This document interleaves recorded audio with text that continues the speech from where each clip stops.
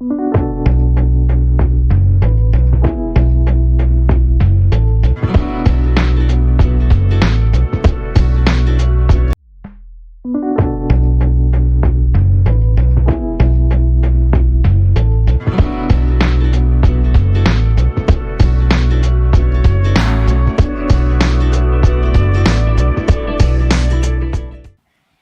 comme tout colloque qui se respecte, on a du retard. On sait que vous avez encore envie d'échanger avec nos intervenants et on est ravis que vous restiez un petit peu plus, si c'est possible pour vous, peut-être 15 minutes, 20 minutes. Je voudrais commencer par remercier nos 3 intervenants pour la qualité de vos interventions, pour votre accessibilité, votre humour, vos, je ne dirais pas conseils, vos informations, vos réflexions. On a passé toute une journée à retracer l'histoire de la punition pour comprendre son existence et son usage. On a parlé d'autorité structurante, des effets de la punition sur le cerveau, d'éducation positive, d'empathie. Et les profils et les expériences qu'on a ici, elles sont toutes diverses, comme vous l'avez vu, mais elles nourrissent une même cause, une même histoire, à savoir comment accompagner nos enfants à devenir des adultes confiants, respectueux d'eux-mêmes et des autres. Et cette table ronde, elle a pour but, pour terminer cette journée, de croiser les regards, les approches et d'enrichir encore un peu les connaissances. On ne donne pas de conseils, vous l'avez bien compris. Vous n'allez pas rentrer chez vous ce soir en disant « je sais comment faire pour ne plus punir ». En revanche, on donne des informations qui sont vraiment à s'approprier par chacun d'entre vous pour les mettre à votre sauce, pour que ça se passe comme vous êtes et avec vos enfants qui sont tous différents. Dans la salle aujourd'hui, on a quantité de professionnels de l'éducation, on a des enseignants, on a des parents. Et j'aimerais clôturer ce colloque par une attention toute particulière à vous. On a beaucoup parlé des enfants, des adolescents, des petits, des moins petits. Mais on a tous été des enfants, on est des adultes aujourd'hui. Et on a nos histoires, on a nos propres éducations, on a nos propres blessures, parfois nos traumatismes, et on en a beaucoup parlé aujourd'hui. Alors, lire des livres, regarder des vidéos de qualité, assister à des colloques comme aujourd'hui, c'est des démarches proactives qui montrent que notre relation à l'enfant, elle est très importante et que le lien compte énormément. Mais on sait tous que ce n'est pas toujours suffisant pour apprendre à gérer nos propres émotions. Et on n'a pas tous eu des parents ou des éducateurs ou des professeurs bienveillants, dans un environnement constructif, serein et chaleureux. Alors pour démarrer cette table ronde, j'aimerais vous poser une question. Comment être un parent ou un éducateur ou un professeur bienveillant avec soi-même ? Qui veut ? Je veux bien répondre, puisque c'est le titre de l'ouvrage que je suis en train de terminer. Comment être un parent bienveillant avec soi-même ? Parce qu'effectivement, il y a eu tellement d'injonctions sur les parents, avec une pression terrible, que je pense que cette pression s'est reportée ensuite, dans un deuxième temps, sur les enfants, et a trouvé écho à ceux qui proposaient d'autres manières, parce que bon, c'est tellement difficile d'être le parent parfait que bon, on me dit de pouvoir punir, ouf, je punis et ça va mieux. Donc je pense que cette question est essentielle, Cécile. Comment être un parent bienveillant avec soi-même? C'est déjà aussi en se respectant vraiment. Enfin, on pourrait repartir sur tout un colloque sur ce thème-là, mais vraiment, c'est être en contact avec nos émotions, pouvoir en parler, pouvoir aussi, je le disais ce matin, faire des points stop, mais pas un point stop dans une activité, prendre du temps pour soi, pour s'activer, mais prendre du temps de temps en temps. Qu'est-ce que je ressens? De quoi j'ai besoin? Et c'est le début, je pense, de la bienveillance envers soi-même. C'est exactement la même démarche que celle que Jean-François nous a mise en évidence avec des jeux de rôle. Merci. Isabelle, est-ce que vous voulez ajouter quelque chose? En fait, aujourd'hui, on a pu mesurer que le burn-out parental est beaucoup lié à ce besoin d'être parfait, cette idée « je dois être un parent parfait ». Et les études montrent que, en fait, ce désir de perfection c'est social, c'est quelque chose qui existe à peu près partout dans tous les domaines, et ce serait bien plus lié aux réseaux sociaux et au fait de toujours regarder quelle image on a. On est de plus en plus dans un perfectionnisme général dans tous les domaines, et du coup, on se dévalorise beaucoup. Mais donc, ce qui est intéressant, c'est de mesurer que c'est partout. Et ce partout, c'est lié à notre sentiment d'impuissance devant toute cette vie.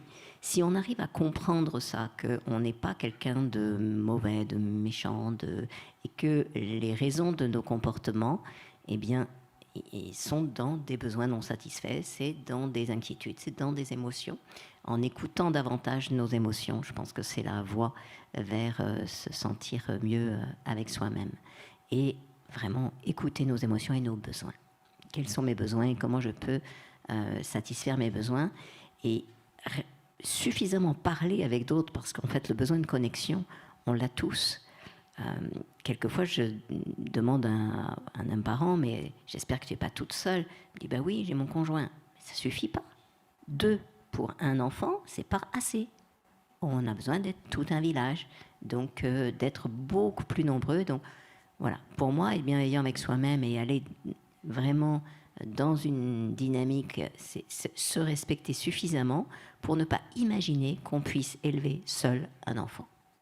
On a besoin d'être plusieurs. Et comme vous le disiez plus tôt, ne pas hésiter à demander de l'accompagnement. Chercher toute forme d'accompagnement, si ce n'est un conjoint, si ce n'est des grands-parents, si ce n'est l'entourage proche. Ça peut passer par de la psychothérapie, de l'hypnothérapie, de l'EMDR, de toutes les formes d'accompagnement. Ça peut être le voisin du dessus, la voisine d'à côté, quelqu'un qu'on rencontre au square. C'est-à-dire que moi, j'ai été gardée quand j'étais enfant, mes 2 parents travaillaient beaucoup. J'étais gardée par la voisine du dessus. Et tout simplement, elle m'avait vue tout bébé. Et elle est comme elle est mignonne et tout, hop, ils ont discuté et finalement, elle me gardait bénévolement juste parce que ça lui faisait plaisir d'être avec un bébé. Les bébés, tout le monde aime les bébés. Mais aujourd'hui, on a tous peur les uns des autres et on n'ose pas on n'ose déjà pas demander du sel aux voisins, donc demander qu'ils restent avec notre enfant toute une après-midi, alors que ça fait plaisir. Il y a plein de gens qui adorent les enfants, qui adorent et qui aimeraient bien être avec un peu plus avec des enfants. François ?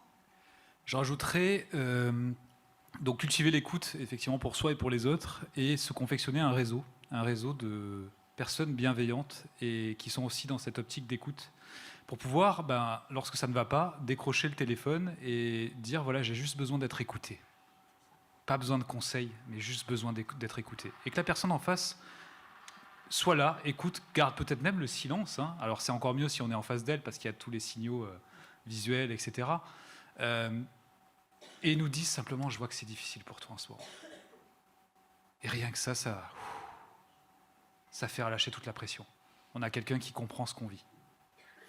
Et ce réseau, on peut se le confectionner. Alors, via les réseaux sociaux, c'est possible, mais comme je le disais, c'est encore mieux quand on peut décrocher son téléphone ou aller rendre visite à son voisin qui va peut-être nous offrir ceci. Et ça commence...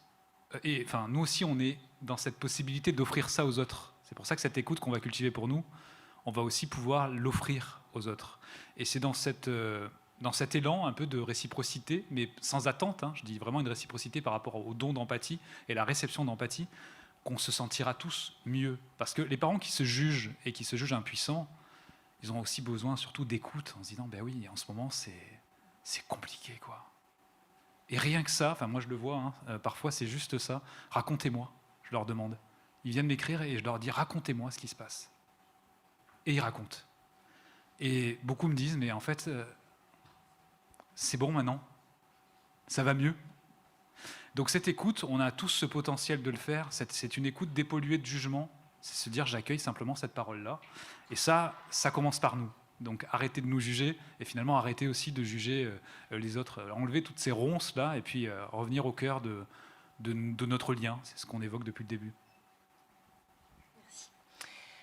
Avant de repartir sur les questions qui ont été posées en visio et aussi de prendre les vôtres, il y a quelque chose qui ne vous a certainement pas échappé aujourd'hui. Dans l'auditoire, on doit avoir 95% de femmes. Heureusement, merci au papa d'être là et de propager la bonne parole. Et on a aujourd'hui Jean-François Belmonte avec nous, qui a œuvré depuis de nombreuses années sur justement que les pères se sentent plus investis, qu'ils se sentent écoutés, compris, etc. J'aimerais vous poser une question qui est revenue plusieurs fois pendant les pauses au cours de ce colloque. On entend de plus en plus parler d'instinct parental et non pas d'instinct maternel. Or, il y a encore beaucoup de croyances aujourd'hui autour de tout ça, disant que la mère portant l'enfant a un lien inconditionnel et extrêmement fort avec son enfant et que les pères ne peuvent pas comprendre. Et de plus en plus, on entend parler en fait, il n'y a pas vraiment d'instinct maternel, il y a un instinct parental. J'aimerais avoir votre avis là-dessus, sur vous, qui êtes tellement investi dans ces causes-là, qui avez vu la société évoluer aussi. Je trouve que ce serait intéressant d'avoir votre avis sur ce point-là. Pendant la grossesse, il y a un remaniement cérébral, il y a des choses qui se passent. Le cerveau d'une femme enceinte se prépare à accueillir le nourrisson. Le cerveau du papa aussi, il change. Le cerveau d'une mère qui vient d'accoucher aussi change. Et plus on va être au contact de l'enfant et prendre soin de l'enfant, plus on va affiner. En fait, il y a, oui, une préparation du cerveau et des hormones qui vont nous mener à prendre soin de l'enfant, qui peuvent former cet instinct, mais c'est juste une impulsion. Et il y a tout qui se prépare. Après, ça a besoin d'être entretenu par la relation avec l'enfant. Si je ne suis pas en connexion avec l'enfant, si je n'ai pas d'occasion d'être avec lui pendant de longues heures, et que ce n'est pas moi qui prends soin de lui, eh bien, je ne vais pas le cultiver. Chez le papa, il se passe aussi des choses. Ce n'est pas les mêmes zones, ce n'est pas au même endroit, mais il y a aussi un aménagement du cerveau du père et qui est proportionnel au temps passé avec l'enfant. Le gros souci aujourd'hui, c'est que nous avons un congé maternité et un congé paternité, on va dans le bon sens, il y en a quand même déjà 15 jours de plus, mais c'est encore insuffisant. Du coup, c'est la maman qui passe le plus de temps avec le bébé. Forcément, elle apprend à mieux lire le moindre mouvement de son visage, elle sait ce dont il a besoin, elle sait quand il va pas bien, elle sait. Le bébé, il a appris aussi.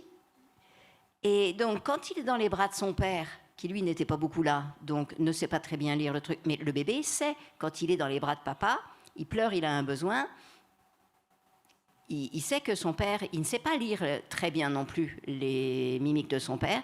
La communication n'est pas là, la synchronisation n'est pas suffisamment là. Dès qu'il voit sa mère arriver, il s'arrête de pleurer. Donc du coup, le père, il dit, ben voilà, toi tu y arrives, c'est normal, t'es la mère. Non, c'est pas normal, t'es la mère. C'est juste, ça se passe comme ça, parce que toi, tu as appris. Et le bébé a appris avec toi. Le bébé sait se calmer avec sa mère, il ne sait pas encore bien se calmer avec son père. Donc en fait, la seule chose qui soit le lien, c'est vraiment le temps passé avec l'enfant. Et le temps passé seul. Des études aussi ont montré, c'est le problème, c'est que sinon, le père, il file le bébé à la mère, c'est trop facile, quoi. Donc, il faut laisser le père galérer, ne pas savoir, ne pas y arriver, parce que dans la réalité, les mères aussi, on galère. Au début, on ne sait pas, on ne comprend pas, et c'est parce qu'on galère, on essaie, erreur, ok, maintenant je comprends, là je sais. Et donc voilà. Jean-François, est-ce que vous avez vu une évolution des mentalités, des pratiques dans votre communauté au cours des 10 dernières années ? Oui. J'ai vu des papas qui exprimaient leurs émotions progressivement, de plus en plus, de mieux en mieux, et qui arrivaient effectivement de mieux en mieux à se connecter aux enfants. J'ai vu des papas qui se formaient aussi aux neurosciences affectives pour justement ne plus avoir ce jugement sur « ah ben il préfère maman ». Et comprendre cela via la théorie de l'attachement, notamment. Donc on en est enfin c'est un peu aussi l'objet de mes vidéos, c'est apporter ce type de connaissances. Et finalement, quand on a plus ces jugements, ben on est ouvert à cette relation avec l'enfant. On comprend qu'on a notre part à jouer. Enfin, moi, je suis devenu une autre personne quand je suis devenu papa, en fait. Ça a été une révolution dans ma vie. Je suis devenu une autre personne, littéralement. Et c'est ce qu'on voit d'ailleurs au niveau des modifications du cerveau. Je l'ai vraiment conscientisé, je l'ai vécu.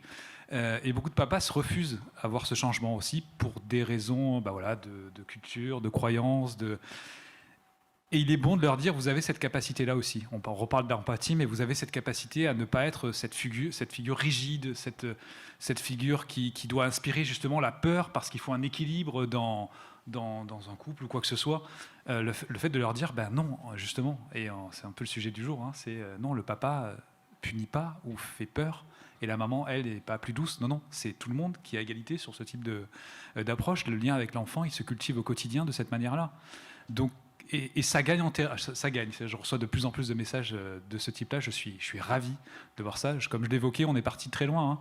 Il y a 10 ans, il y avait 15% d'hommes, enfin, si on regarde un petit peu le type de personnes qui venaient sur le site, 15% d'hommes seulement. Aujourd'hui, on atteint à peu près 30%. Sachant qu'il y a beaucoup de femmes qui transfèrent aussi les vidéos et les articles. Et il y a une vraie discussion qui est faite là-dessus. Et l'acquisition d'informations, c'est ce qu'on disait, et la compréhension, et cette compréhension amène à plus d'empathie, donc c'est ce qu'on évoquait, le cercle empathique. Et l'enfant se sent bien ensuite avec ses deux parents, quoi. Enfin, c'est ça qui crée cette sécurité. Et d'ailleurs, je tiens à signaler, c'est un des points qui a été le plus convaincant, si on peut parler de ça, c'est la sécurité. Parler souvent de sécurité. Est-ce que vous-même, vous êtes en sécurité, c'est pour ça que c'était dans les items qu'on présentait tout à l'heure. Est-ce que l'enfant est en sécurité? La sécurité, c'est le besoin de base de tous les autres besoins. Et le fait de le garder en tête, ça nous permet d'axer notre comportement. Et un papa va peut-être s'empêcher et résister à cette tendance qu'il a pu voir lorsqu'il a été éduqué de cette manière-là. Par exemple, un papa ne pleure pas, mais il a le droit d'être en colère, quoi. Il va peut-être réfréner cette impulsion en se disant « Mais non, en fait, je travaille à la sécurité, là. » Donc moi, je me sens peut-être pas en sécurité, mon enfant va pas se sentir en sécurité si je fais ça. Et le mot sécurité est hyper important dans la relation. Et c'est un des mots qui revient en tout cas le plus régulièrement. Voilà. Merci beaucoup.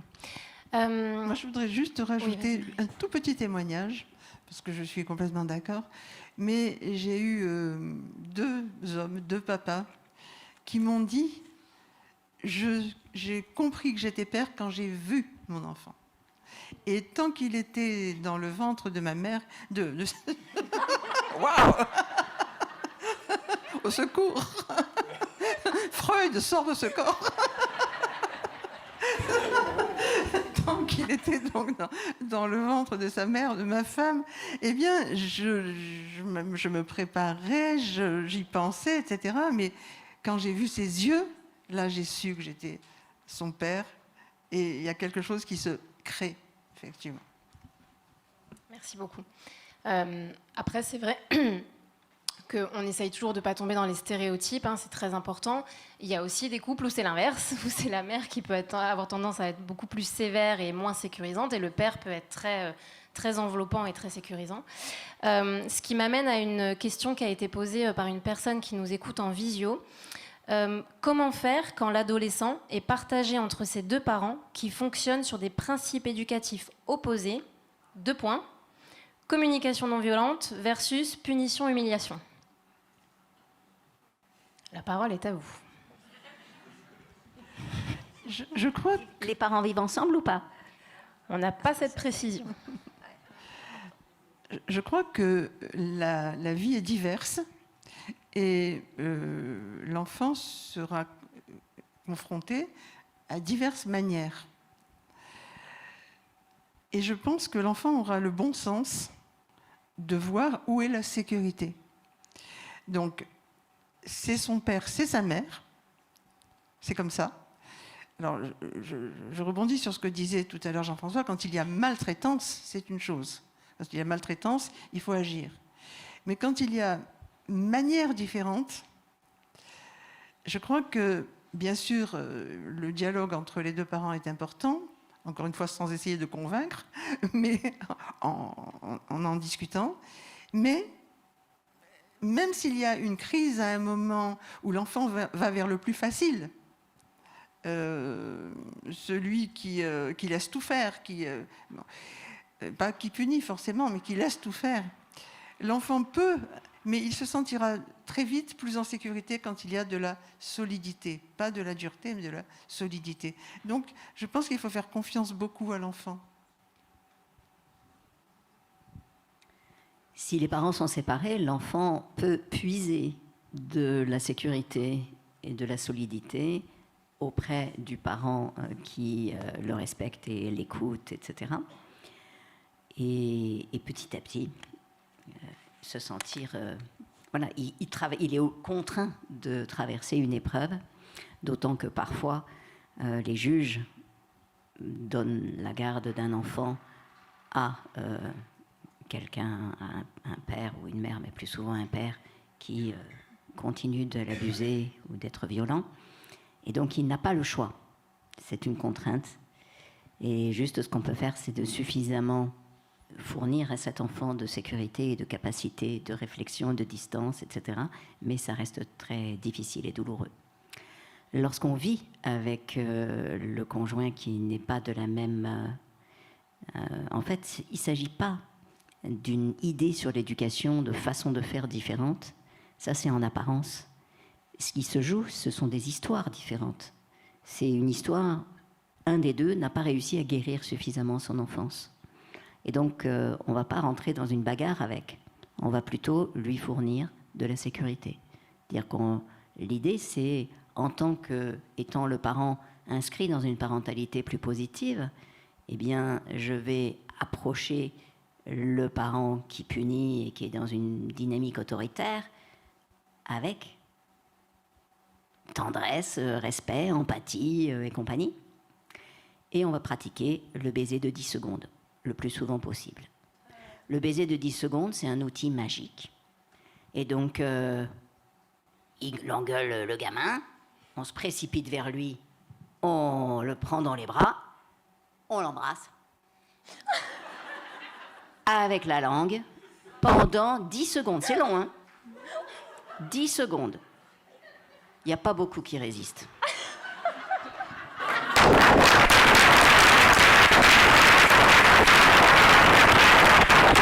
Mais bon, quand on est divorcé, séparé, c'est plus dur. Merci, c'est très concret. On a une autre question qui tient à ce qui s'est dit tout à l'heure sur... Pardon, vas-y. Je veux juste ajouter quelque chose sûr. par rapport à ça. Bon, déjà, veillez au repas d'avant, peut-être pour le baiser du second. Pour rester sur ce sujet, c'est une question récurrente. On a 2 styles d'éducation différents. Comment je fais? C'est souvent les mamans qui posent la question. On vit ensemble et comment je fais? En fait, à partir du moment où on se pose la question comment je fais, c'est qu'on essaie de convaincre. Et le problème, c'est que la personne ne va pas venir sur des principes d'éducation bienveillante si on essaie de la convaincre. Il faut que ça réponde à ses besoins et à ses émotions aussi. C'est-à-dire que pratiquer une éducation bienveillante pour cette personne, c'est peut-être aussi une douleur et une peur relative à ses propres parents. Il y a peut-être un conflit de loyauté là-dedans. Mais ça, il n'y a que elle, et peut-être par des questionnements, mais sans vouloir la manipuler, sans vouloir la convaincre, mais il n'y a que elle qui peut faire ce chemin. Alors on peut faire intervenir un tiers, parce que parfois, dans le couple, les messages ne sont pas perçus, parce qu'on est justement déjà sur cette opposition, et le fait qu'on joue un petit peu à des jeux de manipulation, de bourreau, victime, etc. Donc sortir de cela et faire peut-être intervenir un tiers pour parler de ça. Donc peut-être venir dans ce type de... si la personne est d'accord, hein, dans ce type de manifestation, et ensuite en parler. Je vous dis ça parce que j'ai eu l'occasion de participer à une émission assez populaire qui n'était pas du tout dans le registre de l'éducation bienveillante à la base, avec des pratiques qui sont même parfois violentes. Et à la suite de cette émission, j'ai eu des remerciements de mamans qui m'ont dit « Merci, parce que mon conjoint ne regardait que cette émission. Vous êtes passé dedans. Et il a commencé à me poser des questions sur l'éducation bienveillante. » Ce qui veut dire qu'il faut être aussi partout lorsqu'on veut aussi défendre ces principes d'éducation, et parfois même dans des endroits où on nous attend le moins, parce que c'est là où il y a le plus de souffrance aussi. Parce que pourquoi regarder une émission où on va se moquer des gens, ou quoi que ce soit? Il y a une sorte de... C'est quoi cette émission? Je ne vais pas le dire. Si ouais. Bon. Voilà. Bon, c'était TPMP. Et le nombre de messages reçus ont été assez révélateurs. Alors c'est une émission où, oui, en effet, il y a quelques moments où certaines personnes sont humiliées, donc il va y avoir des ricanements. C'est une sorte aussi de manière de pouvoir dépasser aussi cette émotion chez nous. Et justement, les papas qui assistaient à ça, ou les personnes qui ont assisté à cette émission, sont venus vers leur conjoint pour dire « Ah mais tiens, j'ai vu Papa Positive. Et puis je voudrais qu'on en parle, quoi, de ça. » Et hop, c'est parti. Curiosité, et on commence à discuter. Et ça m'a touché de voir ça. Alors, c'était périlleux, hein, mais le résultat est là. Donc, voilà, je dirais, essayer de convaincre, non, mais mettre à disposition des informations et être un peu partout comme ça, avec ces informations-là, pourquoi pas. Laisser traîner un livre d'Isabelle à la maison. C'est valable pour les ados. Alors, je ne sais pas s'ils auront cette malade, mais en tout cas, certains le font, oui.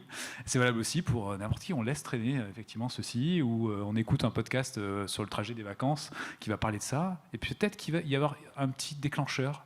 Et hop, une fois que la communication commence, on peut discuter. Et voilà, moi, ça me touche à ce niveau-là, mais sans essayer de convaincre. Toujours par rapport au fait, je ressens ceci, j'ai besoin de ceci, et être à l'écoute de ce que l'autre va exprimer. Et laisser ce champ de liberté d'expression, surtout. Parce que c'est ça, il faut du temps avant de commencer à se dire « Ouh là là, ce que je fais là, c'est du registre de la violence. C'est du registre de la violence éducative ordinaire même, on va parler de ça. » C'est difficile d'avoir cette prise de conscience quand même. Et ensuite, parce que ça va venir faire aussi un miroir. Mais tiens, mais c'est ce que j'ai vécu. Donc ça veut dire que c'était de la violence éducative ordinaire. Donc là, il faut dépasser le fait qu'on ne va pas rentrer dans le jugement, et se dire, je remets peut-être en question petit à petit ce que j'ai eu, je vais accepter les souffrances que j'ai ressenties, et changer progressivement et naturellement de manière d'agir. Mais convaincre ne sert à rien, tout comme essayer de se convaincre à soi-même, à se répéter tout le temps les mêmes mantras, non plus. Il faut vraiment se connecter à ce qui résonne en nous. En tout cas, moi, c'est ce qui ressort depuis ces 10 ans sur Papa Positive. Oui, en fait, avoir la même attitude avec son partenaire de vie que ce qu'on a avec l'enfant, finalement. Ne pas y aller en frontal, mais passer par des chemins... Les chemins du cœur, en fait. C'est-à-dire, c'est même pas essayer de louvoyer ou d'éviter, c'est genre,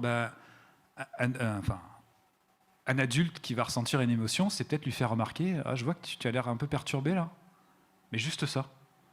Lui offrir un peu cette empathie, et peut-être ça va mener à, oui, là je suis perturbé, etc. etc. D'ailleurs, ce point sur les émotions qu'on a qu'on a abordé, oui, il est valable aussi dans les entreprises.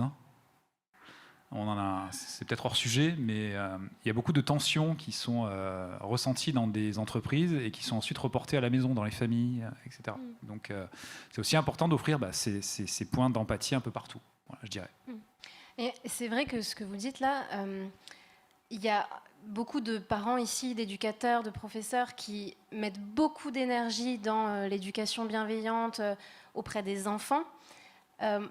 Mais en fait, on en oublie que c'est aussi un outil formidable entre adultes, d'avoir de l'empathie, de s'écouter, de ne pas donner des conseils dès que quelqu'un nous partage un mal-être ou une tristesse. Et c'est vrai que tout ce que vous avez entendu aujourd'hui, je crois qu'il ne faut pas perdre de vue que ça peut vous servir tout le temps, partout, avec vos conjoints, avec vos amis, dans vos relations professionnelles. Et ça tend certainement à une plus grande harmonie au quotidien. Pour terminer peut-être avec une dernière question en visio et ensuite on vous laissera la parole pour ceux qui peuvent rester encore un petit peu. Ça fait référence à ce qui a été cité plus tôt sur la pose du cadre, de repères, etc. Quand notre garçon comment faire quand notre garçon refuse de suivre les règles qu'on a pourtant décidées ensemble? Type conseil de famille. On change les règles. Ça veut dire qu'on les a décidées ensemble, mais c'était peut-être la semaine dernière. Et aujourd'hui, elles sont plus... Voilà. S'il ne les respecte pas, c'est soit qu'elles ne sont pas appropriées, soit quelque chose à l'intérieur de lui l'empêche de... Donc, on remet les choses au point et on cherche quels sont les besoins, quelles sont les émotions. Rien à rajouter. Simple et efficace. Très bien. Je vous remercie beaucoup. Je voudrais juste... Oui. Tout à l'heure, j'ai eu une... On n'a pas parlé de ni éducation positive, ni éducation punitive, mais pas d'attention à l'enfant. Des enfants qui sont dans le vide. Négligence. Et là, c'est quand même encore quelque chose qui est très violent, même si ça n'est pas punitif. C'est fais ce que tu veux, je m'en fous, quelque part. Hein. Et c'est pas va dans ta chambre parce que tu es puni, c'est va dans ta chambre parce que j'en ai marre. Et là, je crois que c'est encore une des grandes violences dont on n'a pas parlé aujourd'hui, mais que l'on peut juste aborder au moins.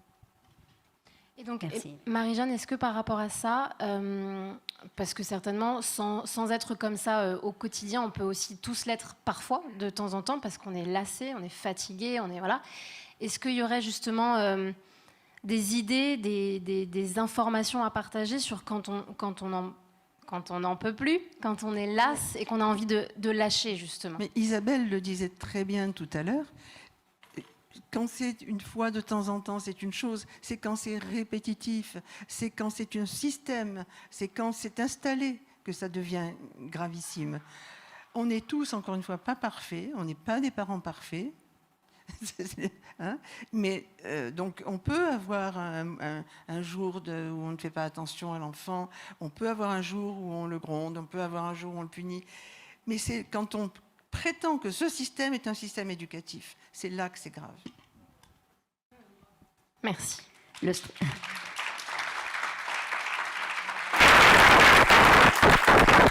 y a le stress à mauvaise presse, mais en fait, le stress, c'est l'effort d'adaptation. Et donc, c'est super positif, le stress. Il y a le stress positif, qui nous aide à nous adapter. Le cortisol, c'est l'hormone qu'on a le matin qui nous aide à nous réveiller. Donc, c'est très bien, le cortisol, c'est pas forcément négatif. Il y a le stress tolérable, qui est « Ah, il se passe quelque chose qui me demande une adaptation un peu, mais ça va, c'est tolérable. » Et après, on répare. Donc, le parent dit « J'en peux plus, machin ». C'est mieux si le parent réussit à dire « Je suis fatigué » plutôt que « J'en ai marre de toi », c'est sûr. Mais même si on dit « J'en ai marre », si on répare après, c'est tolérable. En revanche, si c'est tous les jours, systématique, etc., ça devient du stress toxique. Le stress toxique, c'est vraiment quand c'est doudou. Et Édouard Tronick montre qu'il y a une bonne relation avec quelqu'un. C'est une relation dans laquelle on est 30% du temps en synchronie. Ça veut dire que c'est non seulement OK d'être souvent en désynchronie, donc pas en cohérence, on ne fait pas attention aux besoins, on n'écoute pas l'émotion, on ne pige pas, on est à côté de la plaque et tout. 70%, c'est le top. À condition qu'on répare à chaque fois. C'est-à-dire que ce n'est pas juste faisons n'importe quoi, je suis d'accord, mais c'est OK, on est attentif à autre chose, on est chacun des êtres vivants, on a chacun à mener notre vie. On ne peut pas être 100% du temps sur quelqu'un, sinon il crève. Il étouffe. Donc il ne s'agit pas, vraiment, c'est ce qui nous permet vraiment et qui permet à nos enfants de grandir. Soyons ajustés 30% du temps et c'est OK d'être pas ajusté 70% du temps. C'est relaxant quand même. Attention, on répare pour que le stress soit tolérable et ne devienne pas stress toxique. Merci beaucoup. On a le temps pour 2 ou 3 questions. Juste un ajout. Ouais. Le stress et la gestion du stress. Beaucoup de parents pensent déstresser en scrollant et en se servant des écrans justement pour ça. Et en regardant Papa Positive. Ouais, alors ça va. Justement, les vidéos font 2 minutes, 3 minutes, ça va. Mais pour le reste, en fait, non. Le stress est toujours présent ensuite. Hein. C'est juste qu'on se divertit légèrement et surtout, on n'a pas apporté cette attention nécessaire à ce qui se passe en nous et à ce qui se passe autour de nous. Donc, on n'a rien réglé en fait. Donc c'est un peu un effet doudou quelque part, mais pas si réconfortant que ça finalement.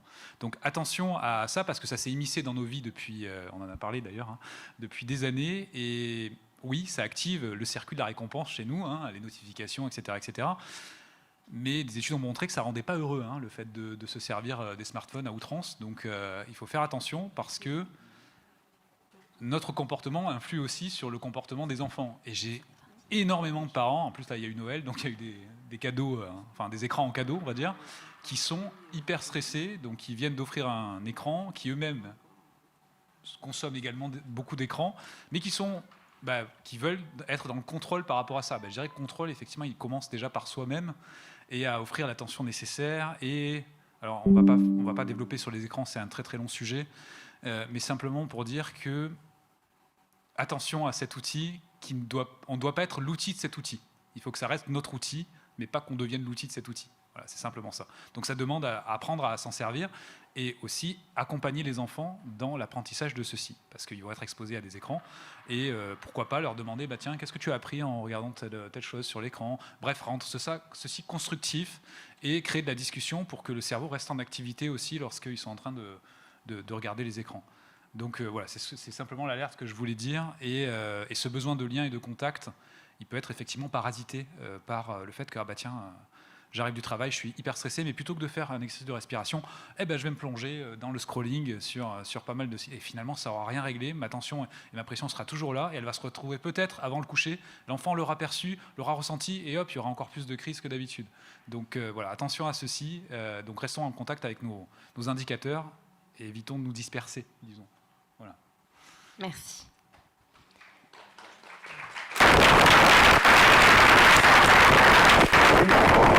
Une question ici.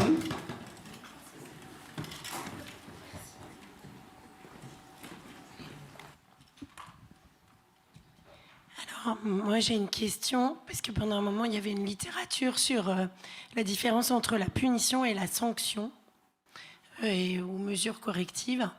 Et donc toute la journée je me suis posé la question, puisque tout à l'heure je suis restée sur ma faim quand dans votre slide il était écrit j'étais inquiet, tu arrives en retard, mais j'ai besoin que le cadre soit respecté. Et il arrive que quand on a fait de l'empathie à plusieurs reprises, moi j'ai l'impression que si on fait juste l'empathie, parfois le comportement attendu se corrige pas forcément, entre guillemets. Et donc j'avais lu à un moment le fait de remplacer la punition par la sanction.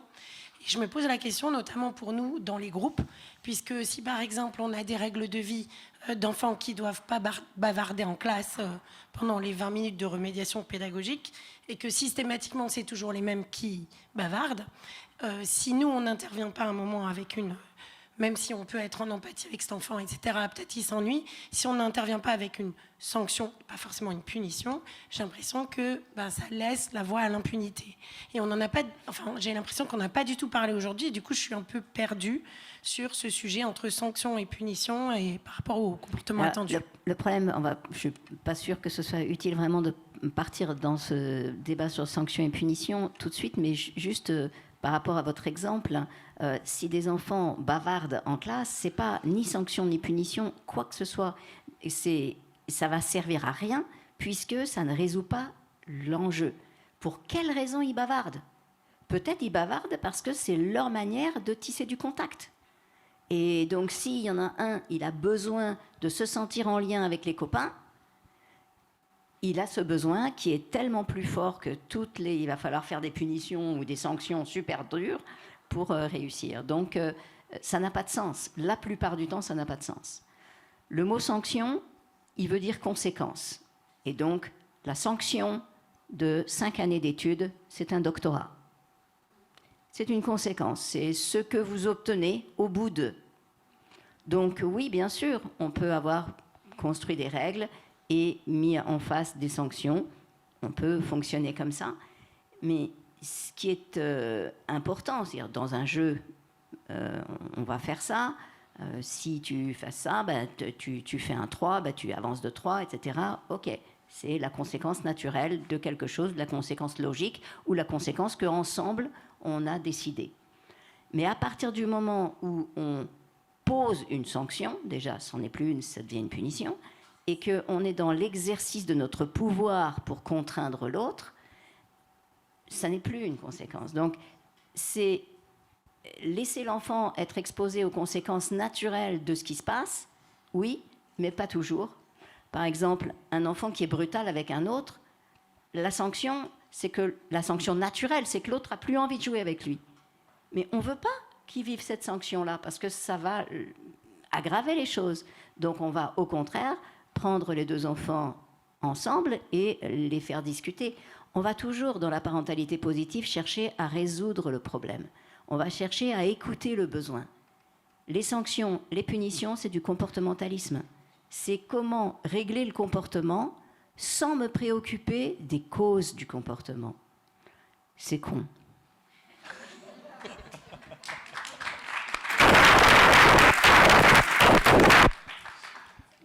Du coup, enfin, ouais.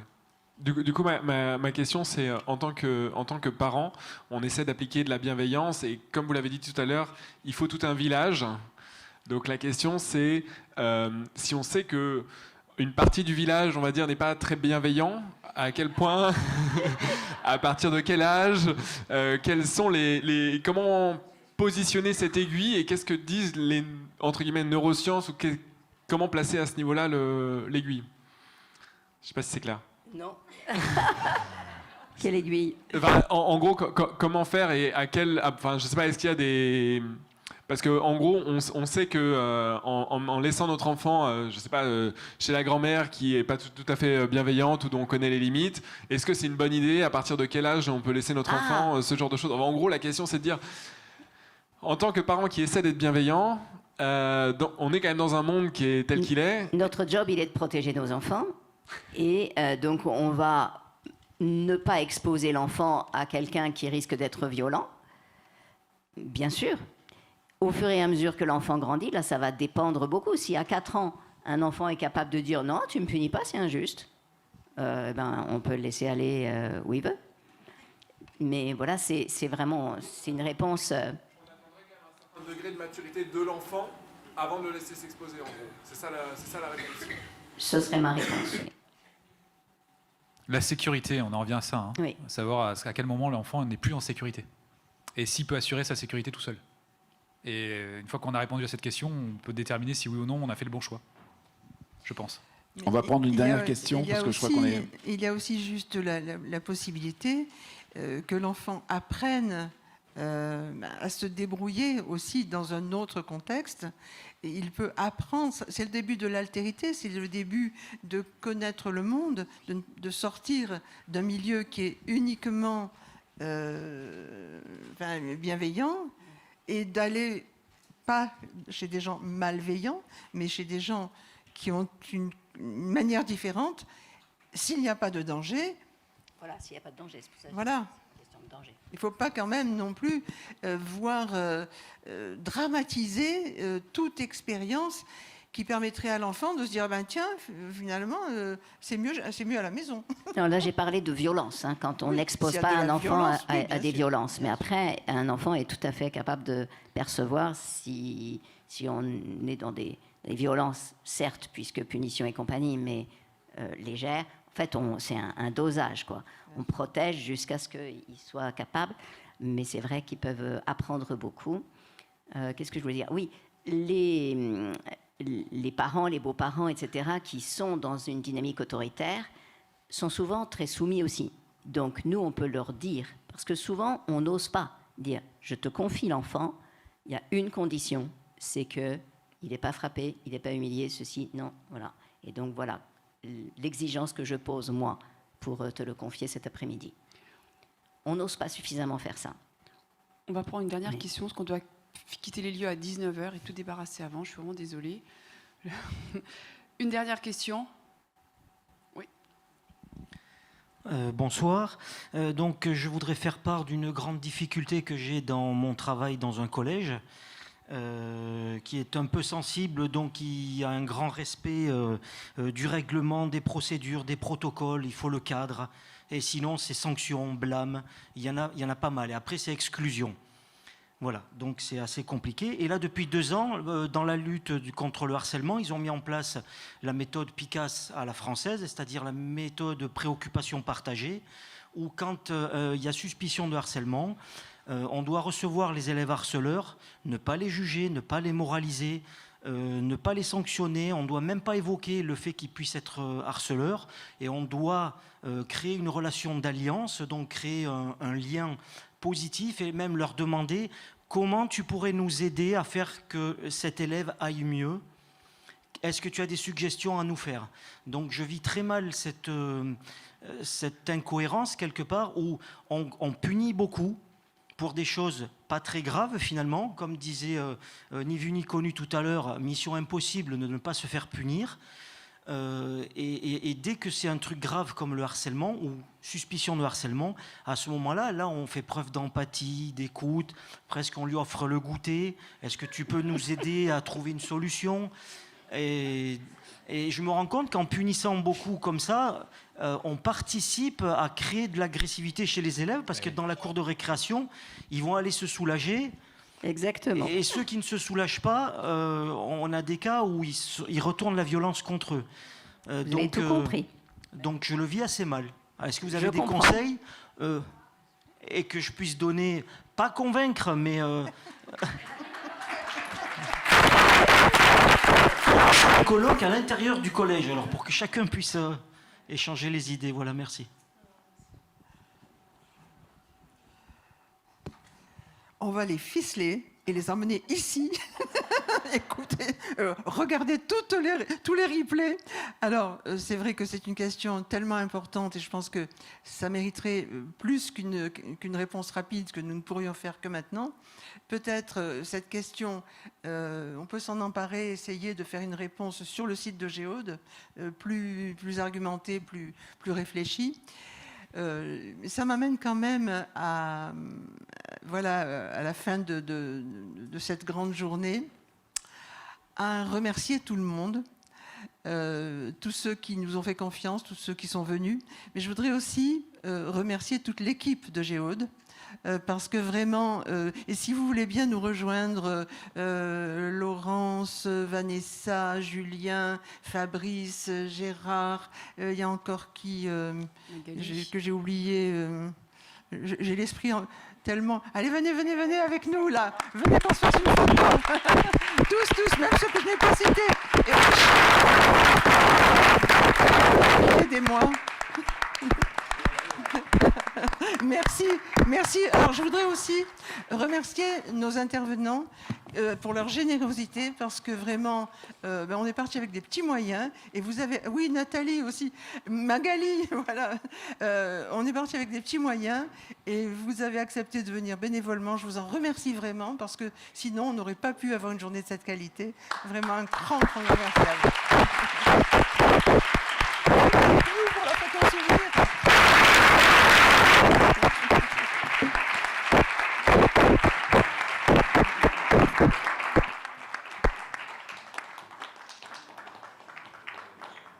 Merci à tout le monde.